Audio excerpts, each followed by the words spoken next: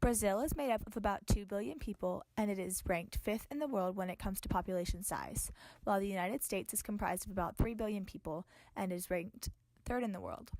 The population of Brazil is made up of 47.7% white, 43.1% mulatto or mixed, 7.6% black, 1.1% Asian, and 0.4% indigenous, while the United States is made up of 60.7% white, 18.1% Latino, 13.4% black, 1.3% Native American and Alaskan Native, 5.8% Asian, 0.2% Pacific Islander, and 2.7% mixed. The official language of Brazil is Portuguese, but Spanish, German, Italian, Japanese, English, and indigenous languages are also spoken. In the United States, there is no official language, but 72% of the population speak English only, 13.4% speak Spanish, 1.1% speak Chinese, and 7.3% speak another language. In regards to religion, Brazil is comprised of 64.6% Roman Catholic, 0.4% other Catholic, 22.2% Protestant, 0.7% other Christian, 2.2% spiritualists, 1.4% other religion, 8% no religion, and 0.4% unspecified religion, while in the United States is comprised of 46.5% Protestant, 20.8% Roman Catholic, 1.9% Jewish, 1.6% Mormon, 0.9% other Christian, 0.9% Muslim, 0.8% Jehovah's Witness, 0.7% Buddhist, 0.7% Hindu, 1.8% other religion, 22.8% unaffiliated with a religion, and 0.6% don't know their religion or refuse to answer the question. So today we're going to teach you about Brazil. Their education system has been described as inefficient and inequitable. They have such low quality schools that they have no motivation and have no encouragement to continue. So a lot of them drop out of high school and some don't even make it to high school. This is just like West Charlotte because they don't have the resources they need to encourage their students. They fail to meet the progress of other developing countries surrounding them in enrollment because no one wanted to go to the schools that have no resources. And so, since they have no motivation, their dropout rate is through the roof. Only the rich people can go to college, so even if they wanted to go to college and were encouraged, they couldn't because they had to pay so much. And this also hurts the economy because the blue-collar jobs are filling up way too quickly and no one wants to take over the white-collar jobs. So people who do want to go to college can't, and people in college is very little. They were also one of the last countries on their continent of South America to even build a university because they were so focused on religion. This shows in their literacy rate, which was 70% in 1950 when the first university was built in Brazil. Okay, I'll tell you about sport in Brazil. Today, sport in Brazil is really big and every family has their own team to support, but it wasn't so big before. So from 1980s, the government chose a program and they follow the program to increase the popularity of the sport in the country. So the main focus of the program is give to athletes the opportunity to grow and to become better, because from what they see, they have some talent people and they have very good coaches, but they don't have the right facilities and equipment to be really good. So from 1980s they start build a lot of sport complexes, stadium, and they gave a lot of opportunities to athletes to really show their abilities, and that gave the results. Right now Brazil is very competitive in a lot of sports. The most successful from it is soccer, basketball, volleyball and beach volleyball, where you can see Brazil always with a medal in the biggest competition.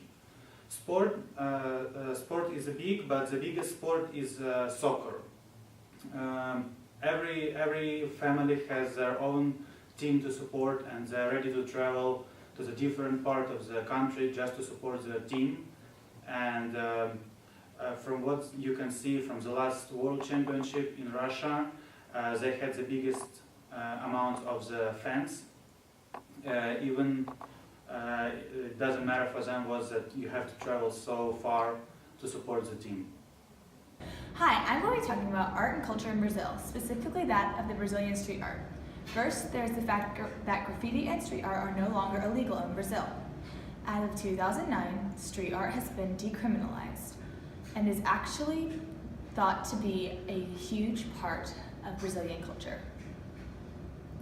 Historically, street art was used to convey political and social statements, and while some street artists still do this, many also use the medium to spread color and creativity throughout the cities of Brazil.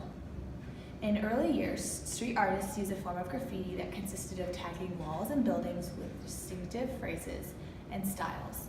This was known as wall writing, and it was first started in the 1940s and 1950s as a way of responding to politics of the time. Some modern forms of street art are the creations of Eduardo Cobra, the Favela Project.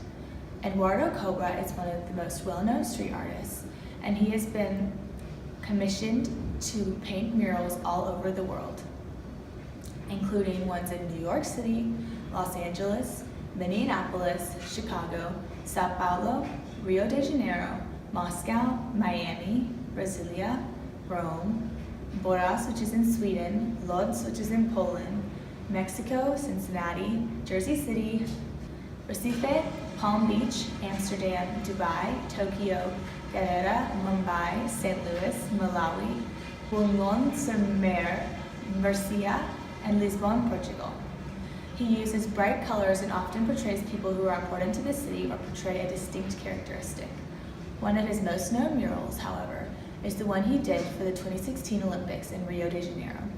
The mural is 300,000 square feet, and it took 1,500 liters of colored paint and 3,500 cans of spray paint to complete.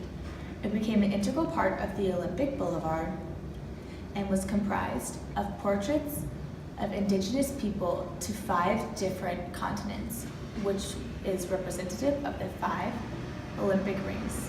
In fact, this mural was so large that it became the largest paint mural created by a team and is now in the Guinness Book of World Records. Cobra hasn't always been a world-renowned artist, however. He grew up on the streets of Sao Paulo and taught himself to paint. He views his hometown as an opportunity to expand his work, and he wants to bring more color to the city.